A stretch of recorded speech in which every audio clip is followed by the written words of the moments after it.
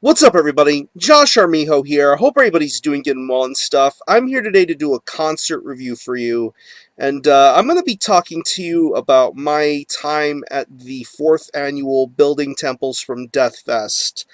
I went to this festival last year in Houston, Texas, and it was an absolutely amazing experience. I mean, getting to see such amazing bands like Dehumanized, Cephalic Carnage, Infernal Dominion, Sick, Visceral Throne. Yeah, just a who's who of great bands within the death metal and brutal death metal undergrounds was just an absolutely amazing experience. And it only made me think how they were going to be able to top this year. And once they announced the full lineup for 2014, I was extremely pumped. I mean, bands like Internal Bleeding, Guttural Secrete, Mortal Decay, Malignancy, Abnormality, and Immortal Suffering, Crypt Infection, Splattered Entrails, just a who's who of great bands. I was very excited and pumped for that lineup. Even the pre-fest bands, Whore of Bethlehem, Embalmed, Disencumbrance, just an amazing lineup of bands for both the pre-fest and the day of the actual fest. But let's get started with the pre-fest. I uh, I got to Houston around, I want to say, maybe 4:30, 5 o'clock ish.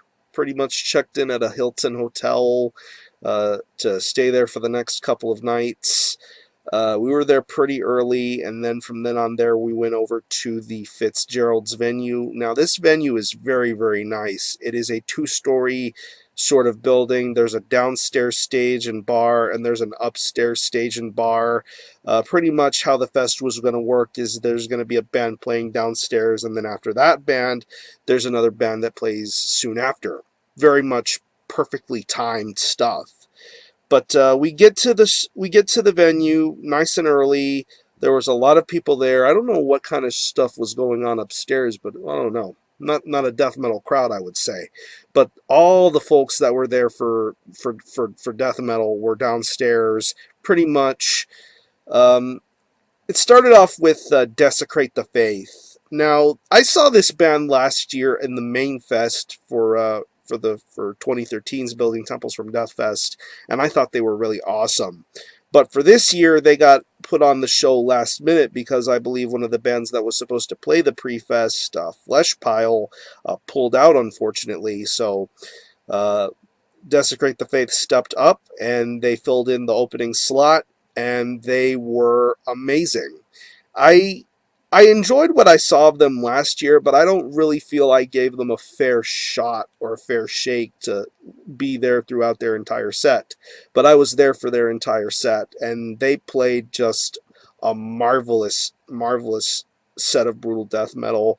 Getting to hear them play it live and just be very expertly crafty about it, it was just awesome. Great riffs, great drumming, John Hole's great vocals, just an overall well-rounded performance. I really enjoyed Desecrate the Faith, and they were one of my personal favorite highlights for the pre-fest.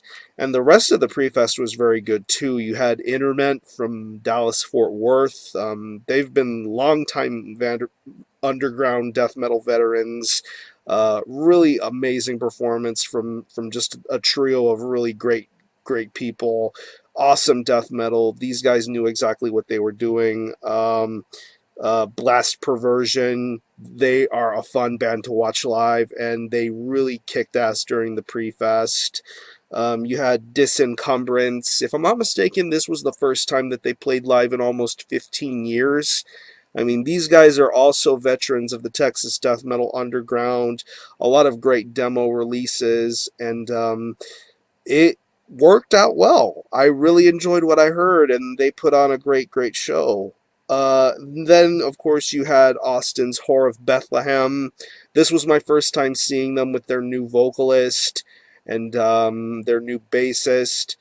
Yeah, it was so awesome. They really made the crowd go crazy. playing stuff off of their new off of Upon Judas's Throne.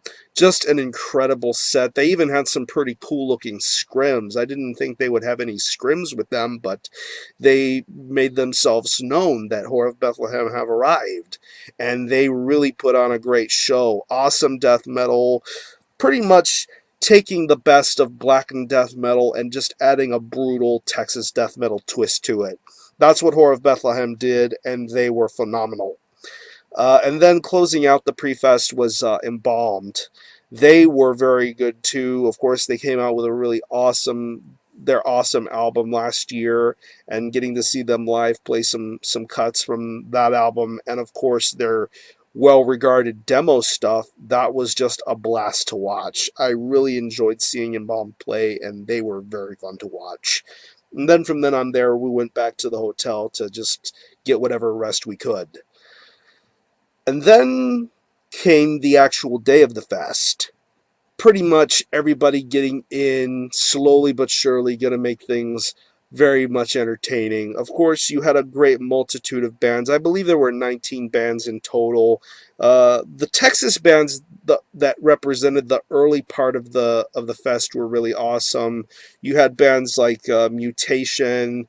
I forget where Mutation's from, but they're a Texas band. You have Zapharon from Corpus Christi. They had sort of a black and death metal sort of style. They had upside down crosses on their set. Uh, it was worth the travel to see them play finally. I've heard lots of great things about Zapharon, and I thought they were really good. Then, of course, was Human Chunks, my very good friend Daniel from Diminished, and my good friends Rob and Brian. They delivered some very entertaining death metal. They even brought up Mike from Diminished to do some guest vocals, and it was fun to watch. Even after that set, there was an impromptu Diminished song. They have a song called Cum Dumpster that's out right now. It's going to be on their on the upcoming Diminished album. I forget what it's called, but it's coming out next year on Severed Records, I think. So that was pretty fun to see them switch things up just a little bit. But Human Chunks were really awesome. Then you have Flesh Hoarder. They were a last minute addition to the fest, and they proved to be absolutely entertaining.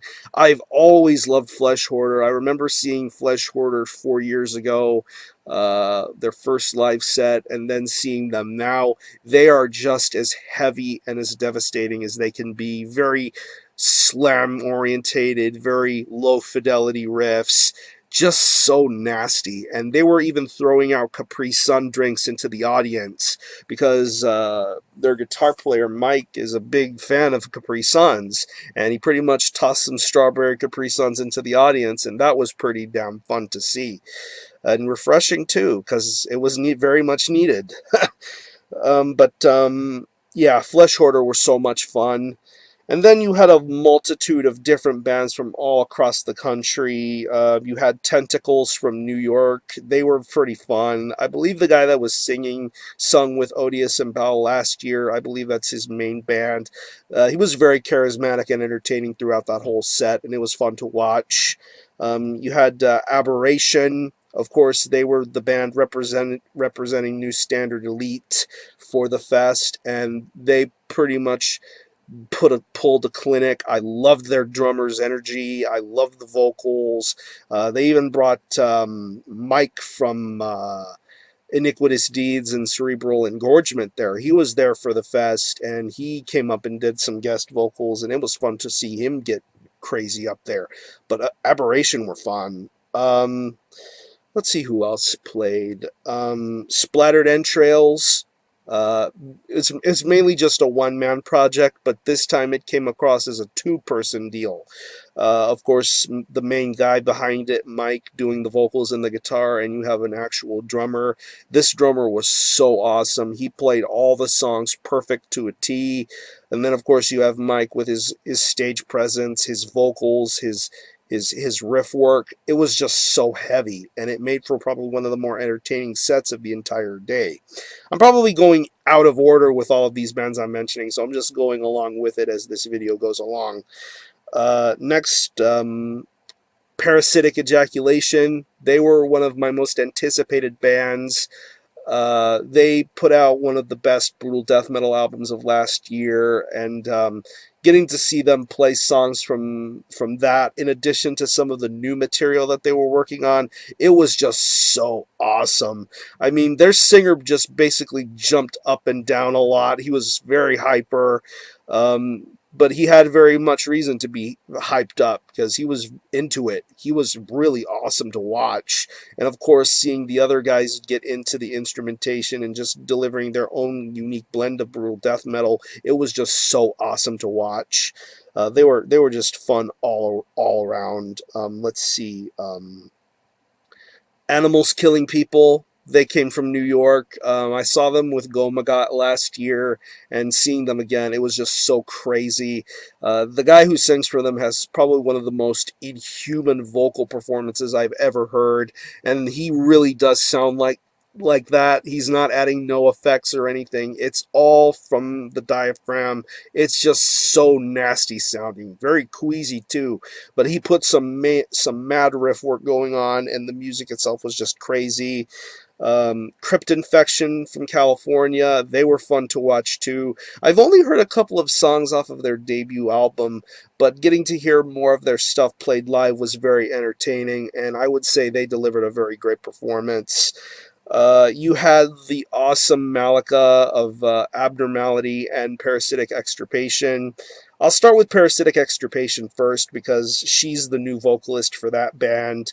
She pretty much brought some rejuvenation to that band's style. Very, very technical, very interesting. I liked how that band's style sounded. They had a great stage presence. They were very entertaining, and they put the new songs and the older material from the Deathless release to great performance use.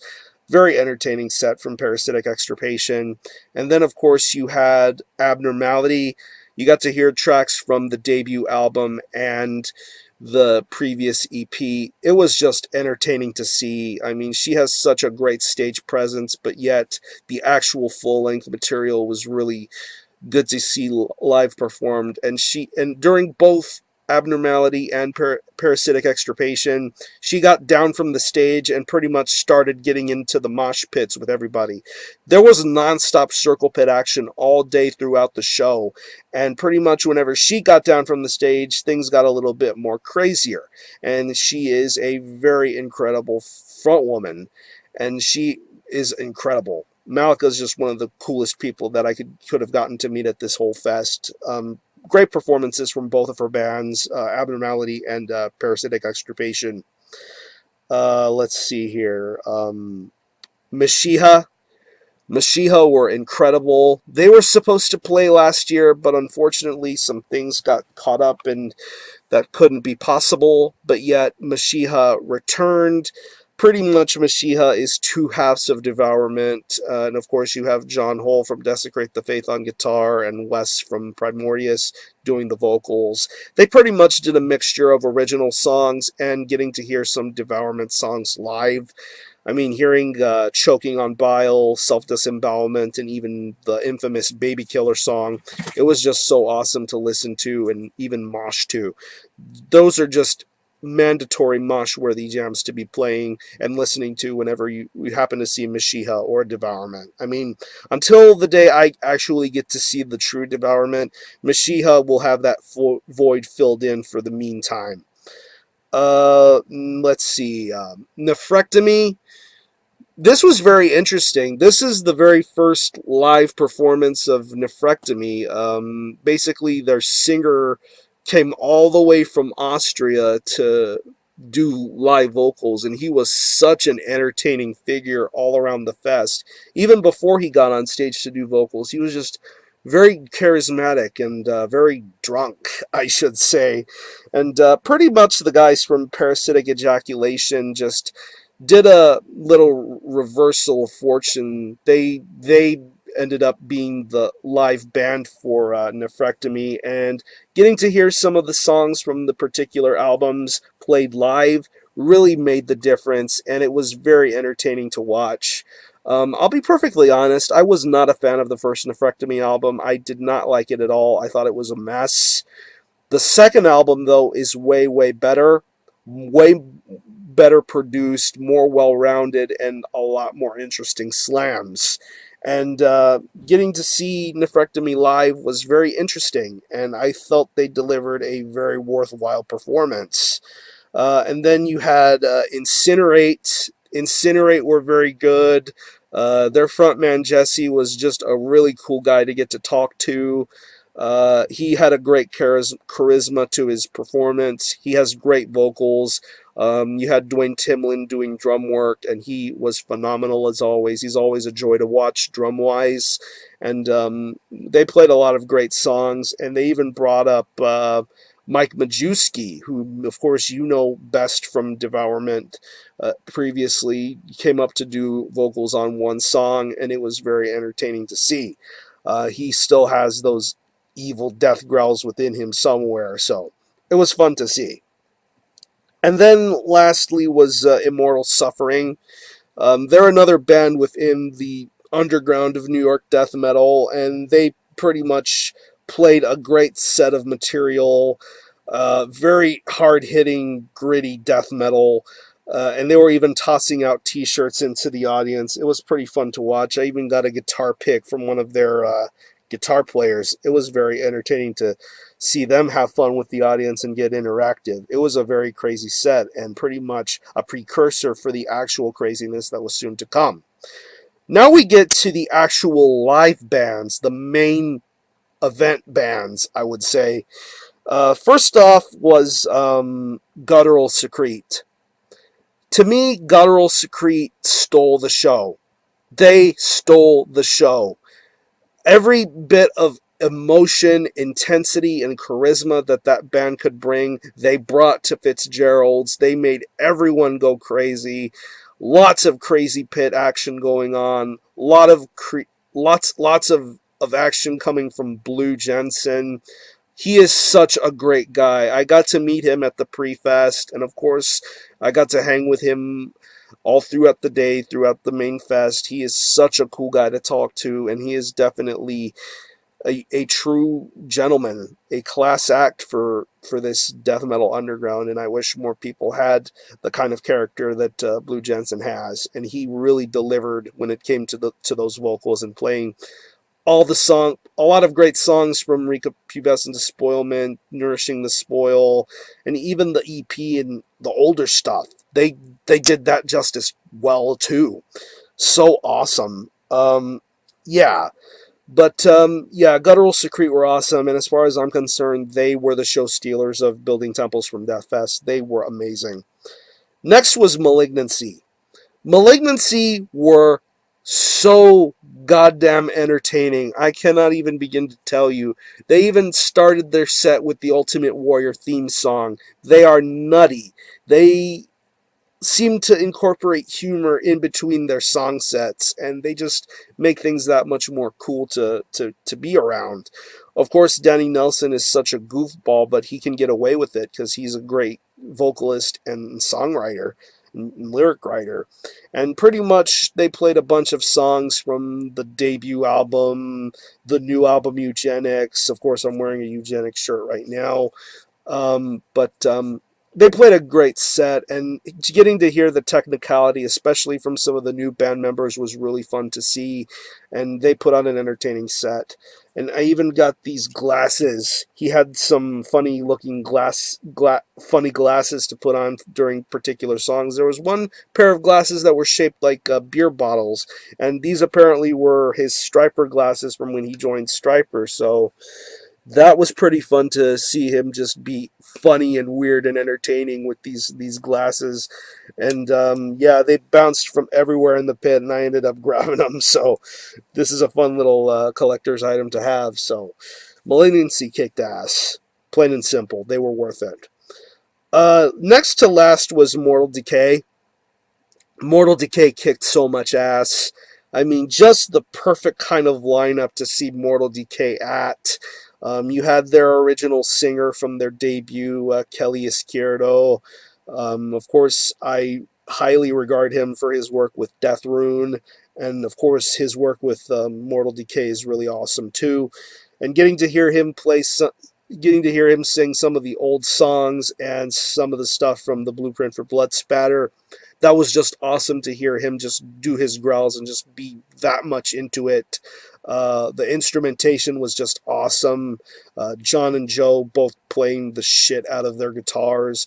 Lots of great riffs, lots of great guitar playing. Anthony, as their drummer, is a maniac, a very very well rounded drummer, and pretty much one of the best going right now. So, Mortal Decay were absolutely sick. And last but not least were the headliners, Internal Bleeding.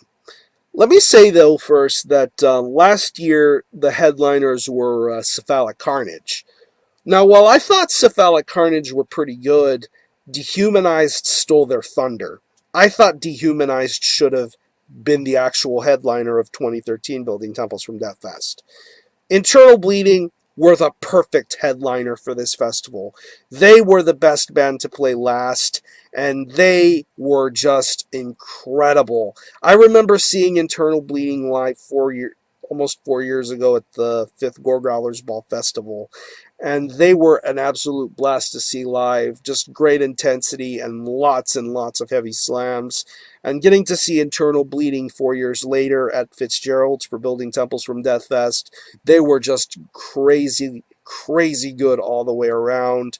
They pretty much played a majority of their new album, Imperium, which I will explain in a minute how I feel about it. But they played a majority of stuff from the new album, plus a majority of older songs, and even wanting to get the crowd in on the participation. Lots and lots of circle pits, lots and lots of crazy moments in the pit, lots of crowd surfing, lots of body surfing, even people doing, I don't know, trying to do crazy backward flips, even if they succeeded in doing so or not. They were just so awesome to see. Just the crowd interaction is just crazy. And then Internal Bleeding just doing their thing, delivering the heavy slams, and just proving why they are pioneers of New York death metal. They made the 12 hours that I was at that fest worth it. In addition to all of the water jugs and the food vendors, they had pizza and they had the barbecue places out there. So it's always good if you're going to a fest to have somewhere to have food or water to keep you hydrated during the day. Because if you don't have any of that, you're going to be passed out. You're going to be dog shit tired. You need to have lots of energy for fests like this. And I mean, coming to fests like this is just an absolutely amazing experience. You get to spend time with your fellow metalheads, people who love the same kind of metal that you do, getting to meet great friends, getting to make new friends. It's just a gratifying experience, and it makes me feel good to know that I was able to be a part of this. And I want to give a very special thank you to the guys in Defiled Crypt for letting me come along with them for this fantastic thrill ride. It was worth it. I think this was a way better festival than last year. I want to commend Big Bald Brian from Ossuary Industries for helping get this together. Luis at The Adversary, Big Mike of Las Vegas Death Fest for helping get involved. Way too many people to give credit to. A lot of people came together to make this fest possible, and it was absolutely worth it. Now I'm going to run real quick into the merch hall, just show you some stuff that I came across, some of the small stuff first. Got this cool little pin from Danny of Malignancy. It's of the cover of their latest 2-track EP, vinyl EP entitled Epilogue. Pretty fun stuff. And then I got a couple of patches. I got another Malignancy patch. I have a Malignancy patch on my denim vest, but I'm going to do one for a leather vest this time. Black border, green logo, Malignancy patch. Very well done. And I got this from my very good friend Cryptos at the Dreadlair. His band Spectral Manifest. Embroidered patch. I'm very happy to have this, and I look forward to getting this stitched up real soon. Next is some music. First off, I got this from my good friends in Human Chunks. This is their 2014 promo on a slimline jewel case, CDR, only 2 tracks. But they were really awesome death metal. Definitely look up Human Chunks if you want to get into some dirty Texas death metal. These guys know what they're doing. Next up, I mentioned Defiled Crypt. They hooked me up with a copy of their new demo.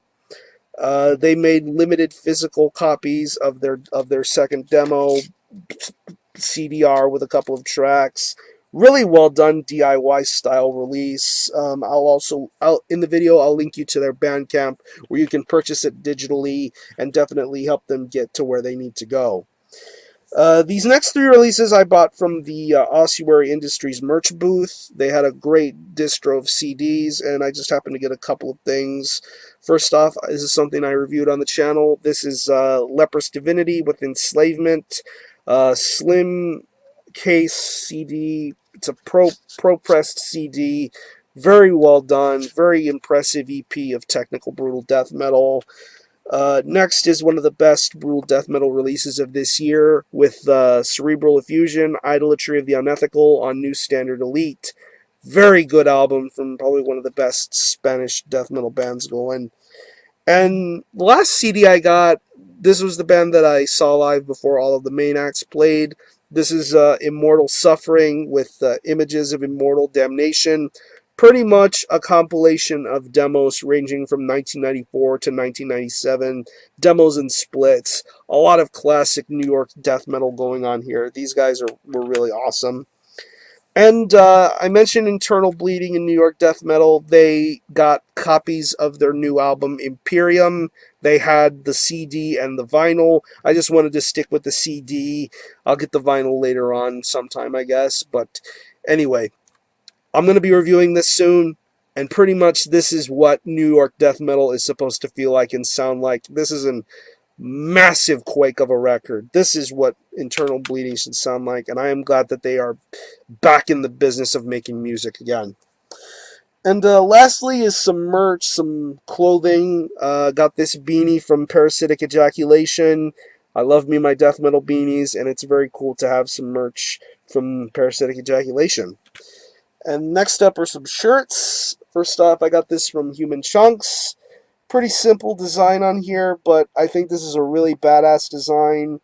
Human Chunks are very legit and a Texas death metal band to be on the lookout for. Next up, I got this courtesy of my very good friend Malika from Abnormality. She hooked me up with a album cover t-shirt of Contaminating the Hive Mind, the debut from Abnormality. Very good death metal album, and this t-shirt is very awesome, so I thank her very much for this. Next up, I mentioned that Mike from Iniquitous Deeds and Cerebral Engorgement was in attendance. He wanted to give me something as a token of gratitude for supporting his music. Excuse me. And he hooked me up with this album cover t-shirt of Gastrointestinal Bleeding. I believe this is a pretty rare shirt. I don't think there are a lot of these out there, but to those who do have this, it's a pretty rare item, and it's pretty damn awesome to own. So thanks once again, Mike. I appreciate it. Excuse me. And these last two shirts were some things that I wanted to get my hands on before everyone else got to them. Got me an Internal Bleeding shirt. This is one of the designs that they're having out for the tour before they go on tour with Suffocation. This is their Plague Agenda t-shirt. Very nice color design. And of course you have a sigil on the back, and it reads on the bottom, Doom the Unborn to Death at Birth. Very sick shirt design. I really love this. Excuse me. And the last shirt I got was from Guttural Secrete. I often say that Guttural Secrete makes shirts that are in the same kind of vein as Bolt Thrower shirts. Everyone seems to have that fixation or fascination with Bolt Thrower shirts, and whenever Guttural Secrete come out with t-shirts, they're going to sell out fast, and they're going to be picked up very fast. So Guttural Secrete shirts are the Bolt Thrower shirts of the brutal death metal community, and this t-shirt is no exception. Pretty wicked stuff here. Tony Cosgrove artwork. Design inspired by the Texas Chainsaw Massacre. Very detailed, very beautifully printed. And on the back it says, place myself in her God-given skin. Pretty much you see the stitching in all of the letters. This is a very top quality shirt. These guys believe in delivering great product musically and merch-wise. So Guttural Secrete stole the show.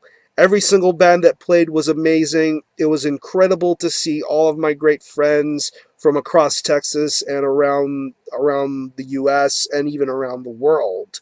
It was great getting to meet some people who were viewers of my channel. If I ran into you and you said what's up to me, I really appreciate that. It feels very good. It feels good to say what's up and be in the pit and hang out with you guys. It is really awesome. So this is a rather long video, so I'm going to conclude it now. This was one of the best shows I've ever been to. This could be the best show for me all year. Building Temples from Deathfest 2014 in the books. Incredible show, and who knows what next year is going to bring. We'll see what happens. So I'm going to conclude this video. Thanks all for watching. Thanks for joining my channel, and until next time, RBO out.